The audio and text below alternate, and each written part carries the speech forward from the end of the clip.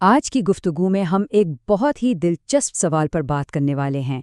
کیا برصغیر کا تعلیمی نظام دنیا کے دوسرے مسلم ممالک کے تجربات سے کچھ سیکھ سکتا ہے؟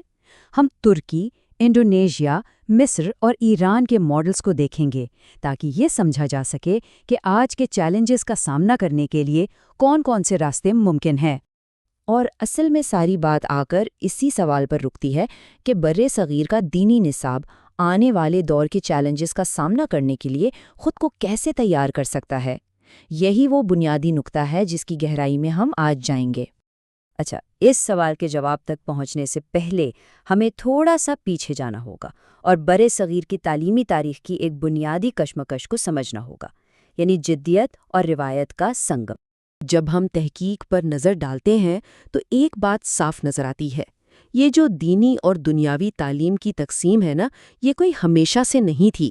دراصل اس کی جڑیں یورپی نوآبادیاتی دور میں ہے جس نے یہ دوئی پیدا کی، اور اس کے اثرات آج تک محسوس کیے جا سکتے ہیں۔ آج کی ساری بحث اسی خلیج کو پر کرنے کے بارے میں ہے۔ چلیں اس موازنے کو شروع کرنے کے لیے سب سے پہلے اپنے ہی گھر یعنی برصغیر کے روایتی نصاب کا دیکھتے ہیں، جسے درس نظامی کہا جاتا ہے۔ یہی ہمارے تقابلی جائزے کا نقطۂ آغاز ہوگا۔ تو سوال یہ ہے کہ آخر یہ درس نظامی ہے کیا؟ آسان لفظوں میں یہ وہ نصاب ہے جو 18ویں صدی میں برصغیر میں بنا، اور سوچیں آج بھی ہندوستان، پاکستان اور بنگلہ دیش کے ہزاروں مدارس میں یہی پڑھایا جا رہا ہے۔ اس کا اثر ہمارے خطے کی علمی روایت پر بہت گہرا ہے۔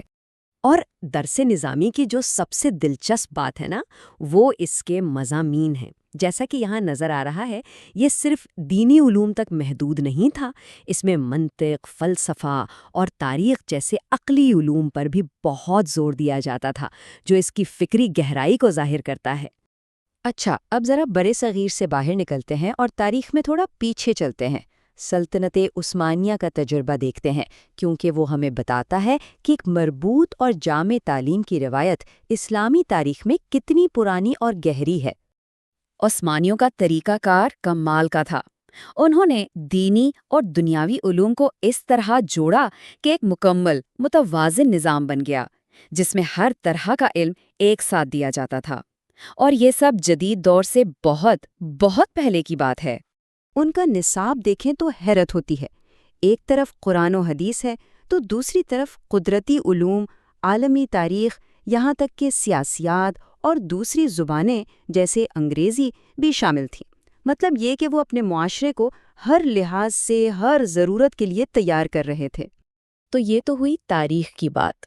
اب آتے ہیں آج کے دور میں اور دیکھتے ہیں کہ آج دنیا کے دوسرے بڑے اسلامی تعلیمی نظاموں کے سامنے برصغیر کا ماڈل کیسا نظر آتا ہے۔ تو پھر سوال یہ اٹھتا ہے کہ آگے کا راستہ کیا ہو؟ محققین کا یہی کہنا ہے کہ اگر ہمیں آگے بڑھنا ہے تو ہمیں دوسرے کامیاب ماڈلز کو دیکھنا ہوگا، ان سے سیکھنا ہوگا، تاکہ ہمیں ایک نیا زاویہ نظر ملے۔ یہاں دیکھیں، ایک بڑا زبردست موازنہ ہے۔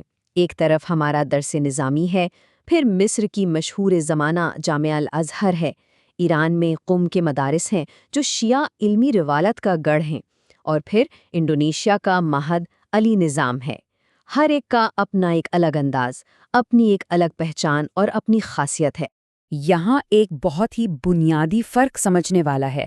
برصغیر کا جو نظام ہے نا، وہ نصاب یعنی کتابوں پر بہت زیادہ زور دیتا ہے۔ یوں سمجھیں کہ ایک بہترین ترکیب کو مکمل کرنے پر ساری توجہ ہے۔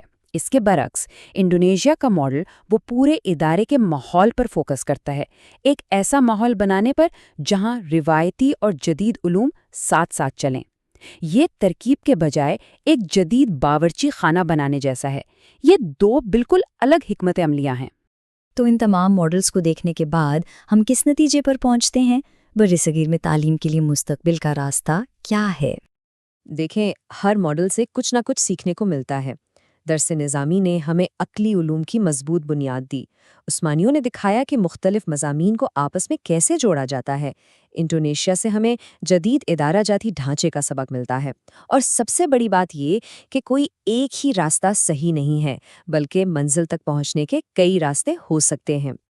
اور یہ جو بات ہے یہ اس اقتباس میں بہت خوبصورتی سے بیان کی گئی ہے کہ اصل ضرورت ایک ایسے نئے نصاب کی ہے جو صرف عالمی معیار کا نہ ہو بلکہ اپنی مقامی روایات اور ضروریات کو بھی سمجھے، مطلب باہر سے کچھ لانا نہیں بلکہ اپنا کچھ بنانا ہے۔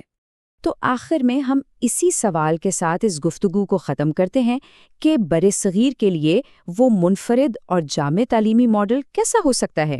ایک ایسا ماڈل جو اپنی عظیم روایت کی بھی حفاظت کرے اور آنے والے کل کے چیلنجز کا سامنا کرنے کے لیے بھی پوری طرح تیار ہو۔